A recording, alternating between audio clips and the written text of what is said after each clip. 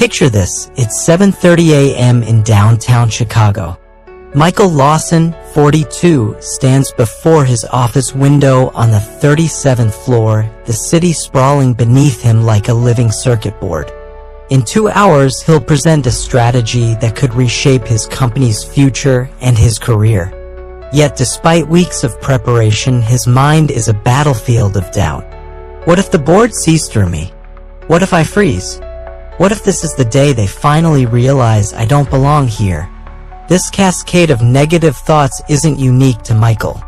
It's something we all experience, those creeping doubts, the constant worry, the mental replays of past mistakes that drain our energy and distort our reality. Negative thinking is like an unwelcome house guest who arrives for a weekend but stays for months. At first, it seems manageable, just a moment of frustration or self-criticism. But before you know it, it's a cycle, a habit that shapes how you see yourself, your life, and the world around you. But what if I told you that negative thinking doesn't have to control you? What if ancient wisdom, tested over centuries, holds the keys to breaking free from that cycle and reclaiming power over your mind? Today, we're diving into the timeless wisdom of Marcus Aurelius, the philosopher-emperor who led Rome during some of its most challenging years. Despite facing wars, plagues, and betrayals, he developed mental frameworks that allowed him to maintain clarity and wisdom, frameworks that are astonishingly relevant to our modern American lives. As Marcus himself wrote, "You have power over your mind, not outside events. Realize this and you will find strength." This idea sits at the core of Stoic philosophy. While we can't always control what happens around us, we can control how we perceive it, how we think about it, and how we respond. That's where true freedom lies. Throughout this episode, you'll discover practical strategies to break the hold of negative thinking. We'll explore how to shift your perspective, reframe challenges, and create habits that foster resilience and clarity. From controlling your perceptions to embracing impermanence, from the power of your words to the strength of purposeful action, these aren't abstract concepts, but actionable steps you can implement today. This isn't about forcing toxic positivity or ignoring real struggles. It's about understanding how your thoughts work, learning to manage them effectively, and building a mindset that empowers rather than undermines you. Whether you're struggling with workplace anxiety like Michael, facing relationship challenges, or simply tired of that critical voice in your head, these Stoic practices offer a pathway to mental freedom. By the end of our journey together, you'll have practical tools to recognize negative thought patterns, challenge their authority, and replace them with perspectives that serve rather than sabotage you. So if you've ever felt weighed down by doubt, fear, or frustration, stay with me. Let's learn how to kill negative thinking and reclaim the power over our minds, starting right now. Lesson 1. Perception is reality, the power of mental control. Jessica Taylor, 38, sits in her corner office overlooking Madison Avenue. As creative director at one of New York's top advertising agencies, she's just received scathing feedback on a campaign her team spent months developing. The client called it uninspired, off-brand, and a complete misunderstanding of our vision. Her first instinct? Devastation. Her mind immediately constructs a narrative. I've lost my creative edge. Maybe I never had it. They'll realize I'm a fraud. This could end my career. Her heart races, her face flushes, and she feels the weight of failure pressing down on her chest. But then Jessica does something remarkable. She takes a deep breath, unclenches her jaw, and asks herself, is it the feedback that's causing this pain, or is it my interpretation of what this feedback means? This question gets to the heart of what Marcus Aurelius understood nearly 2,000 years ago. He wrote in his personal journals, if you are distressed by anything external, the pain is not due to the thing itself, but to your estimate of it, and this you have the power to revoke at any moment. In simpler terms, it's not what happens to us that causes suffering, it's how we think about what happens. The client's feedback is objective reality, words on a page, vibrations in the air. But Jessica's interpretation that it means she's a failure, that her career is in jeopardy, that her identity as a creative professional is threatened, that's her perception. And perceptions can be changed. This distinction between events and our interpretations of them is the cornerstone of Stoic philosophy and modern cognitive psychology. It's also the first and most powerful weapon against negative thinking. Consider your own life. When someone cuts you off in traffic, is it the event itself that sends your blood pressure soaring, or your interpretation that they did it intentionally, that they disrespected you, that people are inherently selfish? When you receive criticism, is it the feedback that hurts, or your belief that the criticism defines your worth? Our perceptions are the lens through which we view the world. When that lens is clouded by negative thinking, even minor challenges can feel insurmountable. A single critical comment becomes evidence of our inadequacy. A mistake becomes proof we'll never succeed.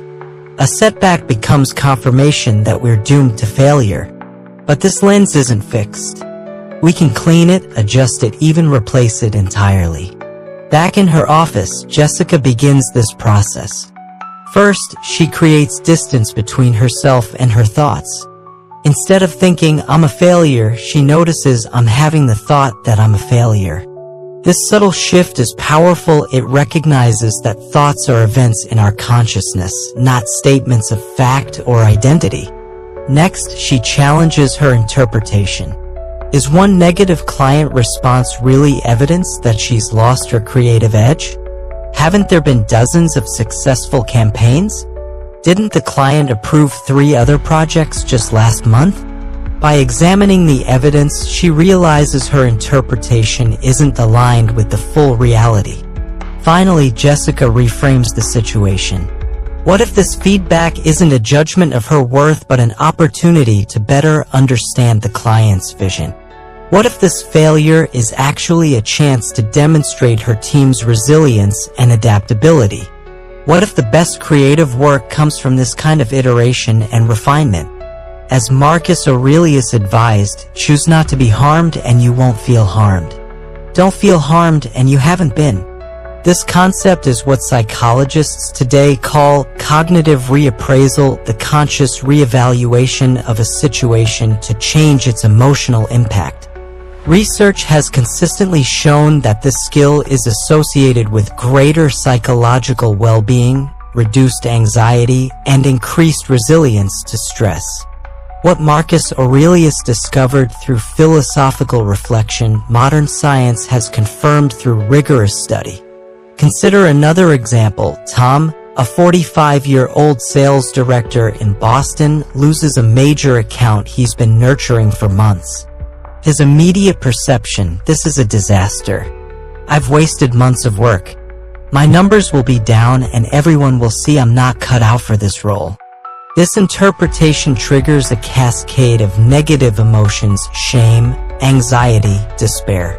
But when Tom applies the Stoic principle of controlling perceptions, he consciously shifts his viewpoint. This is a setback, but not a reflection of my worth or ability. Perhaps there were factors beyond my control. What can I learn from this experience to improve my approach with other accounts? Same event, radically different experience.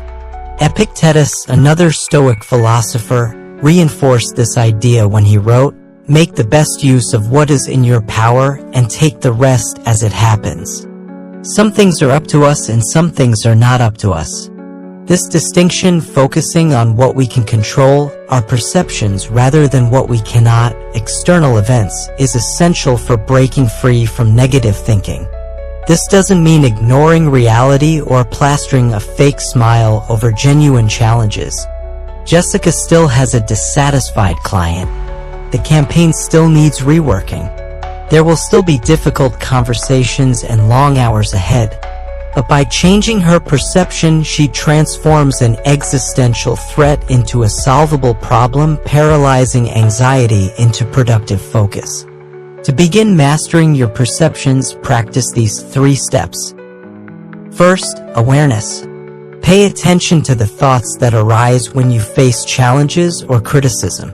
Notice how quickly your mind constructs interpretations and stories around events. This awareness alone can create valuable space between stimulus and response. Second, challenge those interpretations. Ask, is this story I'm telling myself objectively true? Is there evidence for and against it? Are there other ways to view this situation? Often, you'll find that your negative interpretations are assumptions, not facts. Third, consciously choose a perspective that empowers rather than diminishes you. Not by denying reality, but by selecting an interpretation that acknowledges challenges while recognizing your capacity to meet them. Marcus Aurelius offered this practical advice: when you wake up in the morning, tell yourself, the people I deal with today will be meddling, ungrateful, arrogant, dishonest, jealous, and surly. They are like this because they can't tell good from evil. But I have seen the beauty of good and the ugliness of evil, and have recognized that the wrongdoer has a nature related to my own. This preemptive reframing helps set our perceptions before events even occur. 3 weeks later, Jessica's team presents a revised campaign. The client loves it, calling it exactly what we needed and worth the wait. But Jessica's victory isn't just the successful campaign, it's the mental freedom she maintained throughout the process. By controlling her perceptions, she controlled her experience. As she walks home through Manhattan that evening, Jessica reflects on how different the past weeks would have been had she clung to her initial interpretation. The same external events, client feedback, campaign revisions, team discussions would have occurred, but her internal experience would have been one of anxiety, self-doubt, and suffering instead of challenge, growth, and ultimately pride. The power to choose our perceptions doesn't eliminate life's difficulties, but it transforms our relationship with them. It's the difference between being tossed about by every external event and standing firm amid life's inevitable turbulence. As we move deeper into our exploration of Stoic wisdom for conquering negative thinking, remember this foundational truth: while we can't always control what happens to us, we always have power over how we perceive it. And that power makes all the difference. Lesson 2. Uprooting negativity, tracing thoughts to their source. Dr. James Rivera, 41, sits across from his client in his sun-filled Phoenix office. As a respected therapist specializing in cognitive behavioral approaches, he's skilled at helping others identify and challenge their negative thought patterns. Yet, as his 4:30 appointment leaves, an all-too-familiar voice whispers in his own mind, "You didn't help her at all. Everyone will eventually realize you're not qualified for this work." Despite his professional success, a thriving practice, speaking engagements, and published articles, James battles an undercurrent of insecurity that colors his perception of himself and his work. The irony isn't lost on him. The cognitive distortions he helps clients recognize are the very ones that plague his own thinking. Negative thinking isn't just an annoying habit, it's a deeply ingrained pattern with specific roots. These roots often stretch back to our formative experiences, the messages we internalized during childhood, our cultural conditioning, and even our evolutionary wiring. To overcome negative thinking, we must first understand where it comes from and why it holds such power over us. Marcus Aurelius recognized this when he wrote, "The soul becomes dyed with the color of its thoughts." This metaphor elegantly captures how our thinking patterns gradually infuse our entire perspective. If we repeatedly expose our minds to negative, critical, or fearful thoughts, that becomes our default lens for viewing reality. For James, his negative thought patterns stem from a specific source: growing up with a father whose standards were impossible to meet. Despite academic and professional achievements, James received only cursory acknowledgement followed by questions about how he could have done better. This early experience created a mental framework where James is never quite enough, a framework that now operates largely outside his conscious awareness but colors his self-perception. Negative thoughts often emerge as protection mechanisms. As James reflects on his background, he realizes that his self-doubt serves as a shield. If he questions his abilities first, he's somehow prepared for criticism from others. If he preemptively acknowledges his inadequacy, he's protected from the pain of having others point it out. It's a maladaptive strategy that might have made emotional sense when he was young but now limits his confidence and joy. Seneca, another Stoic philosopher, offered insight into this phenomenon when he wrote, "We suffer more often in imagination than in reality." Our minds create elaborate scenarios of failure, rejection, or disaster, not because they're likely, but because they're attempting to prepare us for worst-case outcomes. This hypervigilance might have helped our ancestors survive in dangerous environments, but in our modern context, it primarily generates unnecessary stress and suffering. Consider how often your negative thoughts begin with "what if?" followed by a catastrophic scenario. What if I fail? What if they reject me? What if everything falls apart? These thoughts rarely reflect likely outcomes, but rather represent the mind's attempt to prepare for threats that may never materialize. James's breakthrough begins when he starts keeping a thought journal, a practice he often recommends to clients. For 1 week, he documents his negative thoughts, noting when they occur and, most importantly, tracing them back to their origins. Patterns quickly emerge. His self-doubt spiked before consultations with certain types of clients, particularly high-achieving professionals who remind him of his father. This awareness is the first crucial step in uprooting negativity. As Marcus Aurelius advised, the universe is change, our life is what our thoughts make it. By becoming conscious of previously unconscious patterns, we gain the power to change them. The process of unraveling negative thinking involves 3 key practices.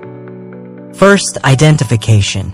Pay attention to your automatic thoughts, especially during moments of stress, disappointment, or anxiety. What stories do you immediately tell yourself? What assumptions do you make? What predictions about the future instantly form in your mind?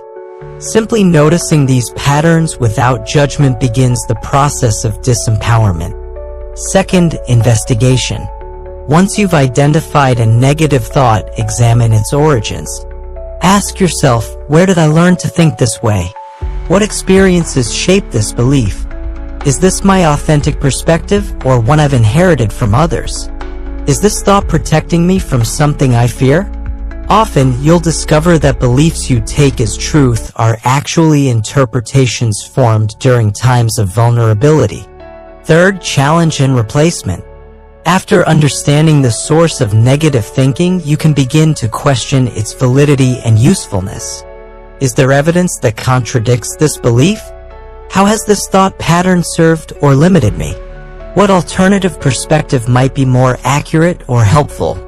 For James, this process reveals that his imposter syndrome stems not from any actual inadequacy, but from internalized voices from his past.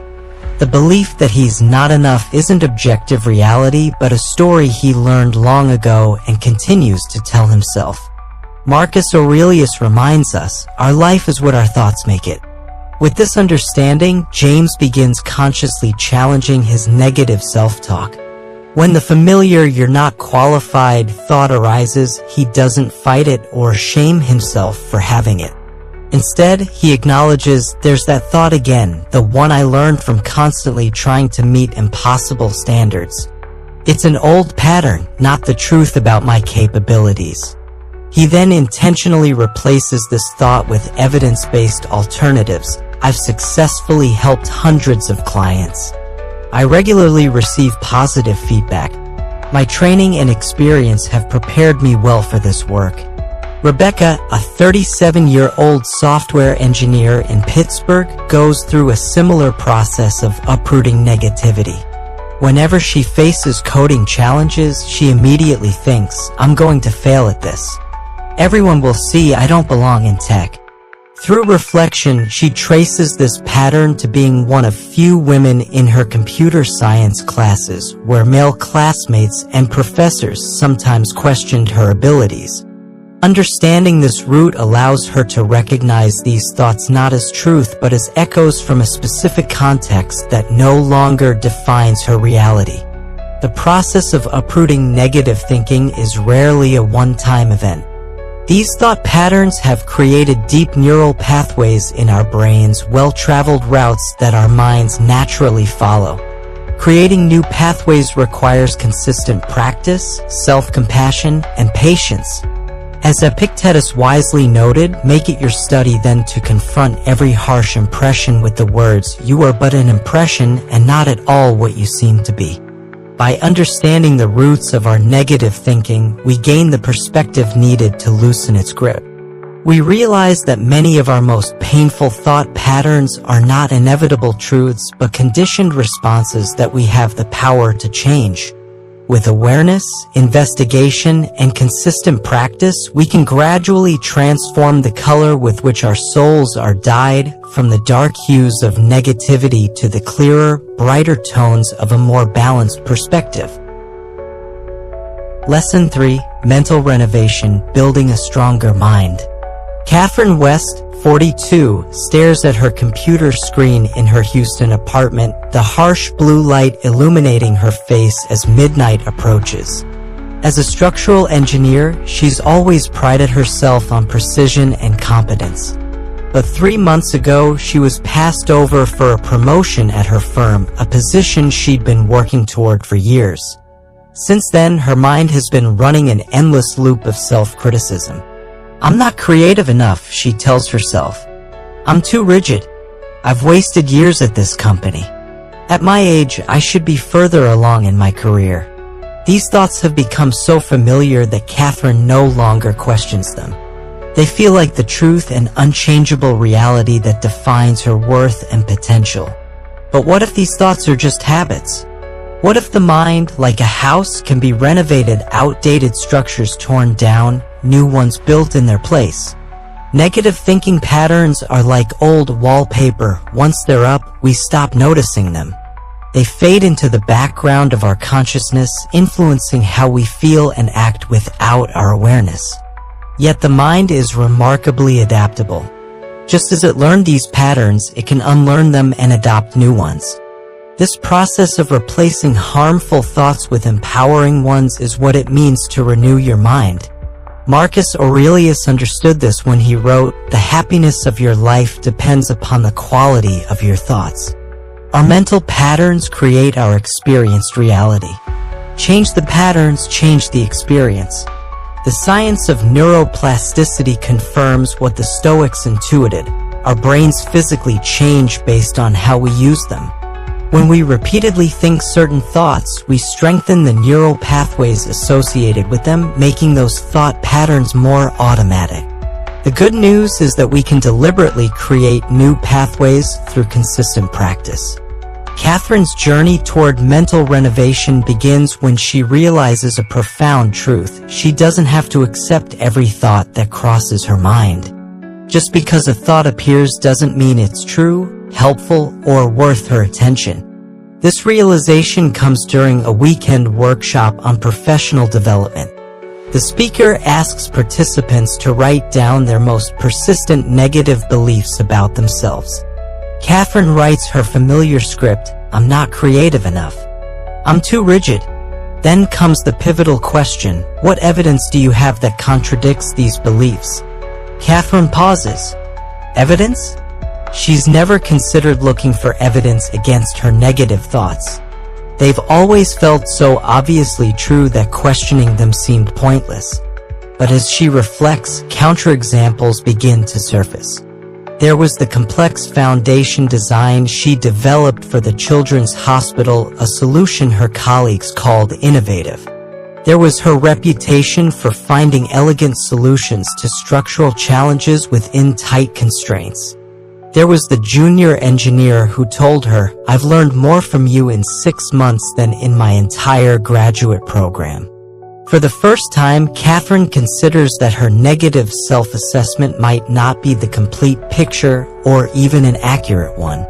This awareness creates a crack in the foundation of her negative thinking, allowing light to shine through. Seneca wrote, "The mind is slow to unlearn what it has been long in learning." Catherine's negative thought patterns weren't created overnight, and they won't be dismantled overnight either. Mental renovation is a process that requires patience, consistency, and specific strategies. The first strategy is awareness. We can't change what we don't notice. Catherine begins paying attention to her mental narrative throughout the day, especially when she feels anxious or discouraged. She realizes that her mind generates dozens of self-critical thoughts daily, judgments so automatic that they've been invisible. The second strategy is examination. Once she notices a negative thought, Catherine pauses to evaluate it. Is this objectively true? Is there evidence for and against it? Is this thought helping me or harming me? Often, she discovers that her harshest self-judgments don't hold up to scrutiny or serve any constructive purpose. The third strategy is deliberate replacement. When Catherine catches herself thinking, "I'm not creative enough," she intentionally shifts to an alternative perspective. "I have both analytical and creative strengths. My creativity shows up in how I solve structural problems." Over time, these new thoughts create new neural pathways, making positive perspectives more accessible. Marcus Aurelius offered practical advice for this mental renovation when he wrote, "If you are pained by any external thing, it is not this thing that disturbs you, but your own judgment about it. And it is in your power to wipe out this judgment now." This wiping out of unhelpful judgments and replacing them with more balanced ones is at the heart of mental renewal. A powerful tool in this process is reframing, shifting perspective to see challenges as opportunities rather than threats.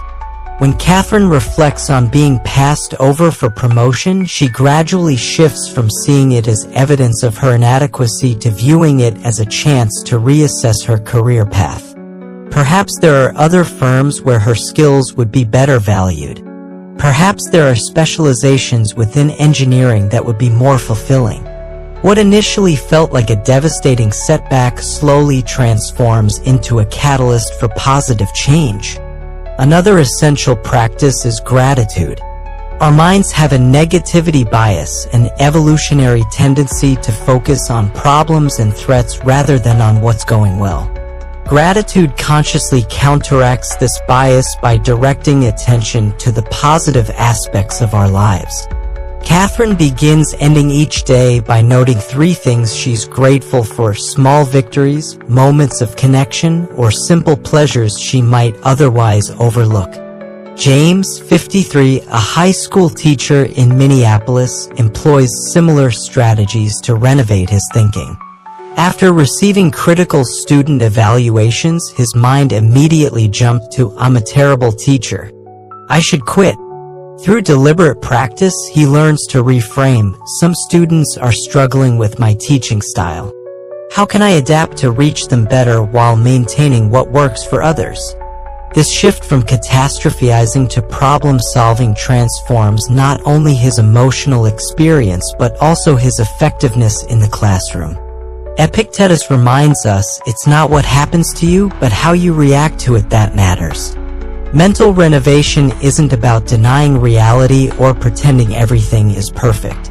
Catherine still faces career challenges. James still receives critical feedback. But by changing how they process and respond to these realities, they fundamentally alter their experience of them. 3 months into her practice of mental renovation, Catherine notices significant changes. The critical voice in her head hasn't disappeared entirely, but it's no longer the loudest or most authoritative voice in her mental landscape. She's created space for other perspectives, ones that acknowledge her strengths, recognize her growth potential, and treat her with the same compassion she would offer a friend. More importantly, she's discovered that her mind is not a prison of fixed thoughts and beliefs, but a home she can redesign. By questioning her assumptions, challenging her mental habits, and consistently practicing new ways of thinking, she's not just renovating her mind, she's reclaiming her power to define her own experience of life. Lesson 4. Your mental ecosystem, cultivating positivity. Ryan Alvarez, 39, stares at his phone screen as he sits in his stylish San Diego office overlooking the harbor. As the founder of a rapidly growing digital marketing startup, he should be celebrating his company's recent success. They've just landed their biggest client yet.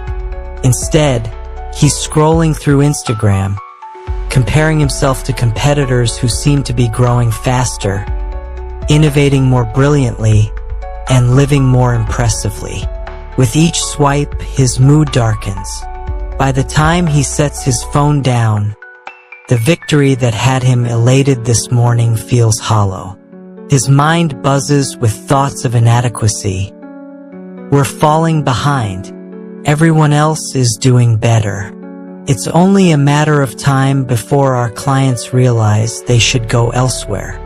What Ryan doesn't fully appreciate is how profoundly our environment, both physical and social, shapes our thoughts, emotions, and overall mindset. Just as plants are influenced by the soil they're planted in, the water they receive, and the amount of sunlight they get, our minds are continuously affected by the environments we immerse ourselves in. Marcus Aurelius understood this connection when he wrote, "The happiness of your life depends upon the quality of your thoughts." While it's true that our thoughts determine much of our experience, what shapes those thoughts? Often, it's the people we spend time with, the physical spaces we inhabit, and the information we consume. Negativity and positivity are both contagious. When we're surrounded by chronic complainers or cynics, their perspective gradually infiltrates our thinking. Conversely, when we spend time with optimistic, solution-oriented people, their approach rubs off on us. This isn't about superficial positivity. It's about recognizing that our social environment has a subtle but powerful influence on our mental habits. For Ryan, his digital environment has become toxic. The carefully curated success stories he consumes daily aren't representative of reality. They're highlight reels that omit struggles, failures, and the mundane aspects of running a business. Yet, by immersing himself in these partial truths, he's creating a mental ecosystem where he constantly feels inadequate. Epictetus advised, "If you wish to improve, be content to appear clueless or stupid in extraneous matters." This wisdom reminds us that sometimes improvement requires stepping away from information or comparisons that don't serve us, even if that means being out of the loop on certain matters. After a particularly discouraging evening of social media scrolling, Ryan makes a decision. He doesn't delete his accounts. He needs them for business, but he establishes boundaries. No social media first thing in the morning or last thing at night. No checking competitors' accounts more than once weekly, and only with a specific purpose. He installs an app that limits his daily usage to 30 minutes. Within a week, he notices a difference. Without the constant influx of carefully crafted success stories, his mind has space to appreciate his own achievements and focus on his unique business vision rather than imitation. He's not denying reality or avoiding useful information. He's creating a healthier information environment that fosters clarity rather than comparison. Our physical environment also profoundly affects our mental state. Clutter, noise, and aesthetic elements all influence how we think and feel. Seneca noted, "A crowded mind leaves no space for contemplation." The same applies to a crowded space.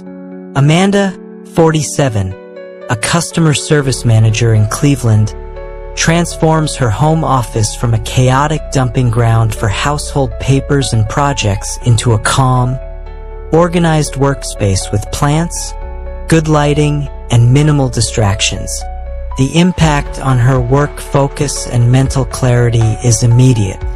The external order fosters internal order. Perhaps most influential are our social environments, the people with whom we regularly interact.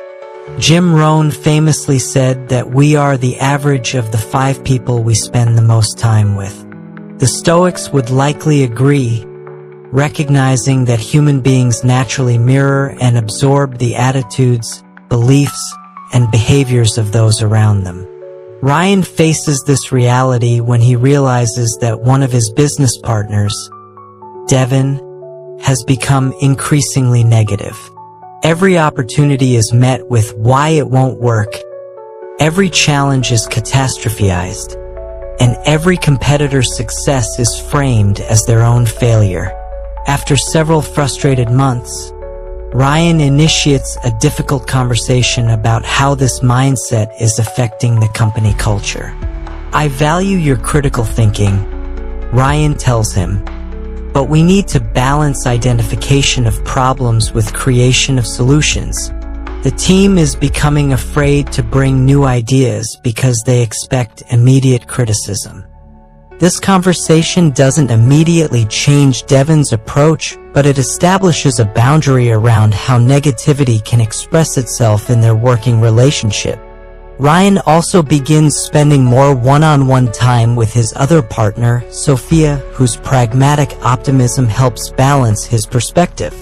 When challenges arise, Sophia acknowledges them realistically but always pivots to "what can we do about this?" rather than dwelling on doom scenarios. Marcus Aurelius wrote, "The soul becomes dyed with the color of its thoughts." By intentionally exposing himself more to Sophia's problem-solving mindset and creating boundaries around Devin's catastrophizing, Ryan gradually dyes his thinking with more constructive colors. Cultivating a positive mental ecosystem doesn't mean avoiding all negativity. Life inevitably includes challenges, disappointments, and legitimate concerns. Rather, it means creating an environment that helps you respond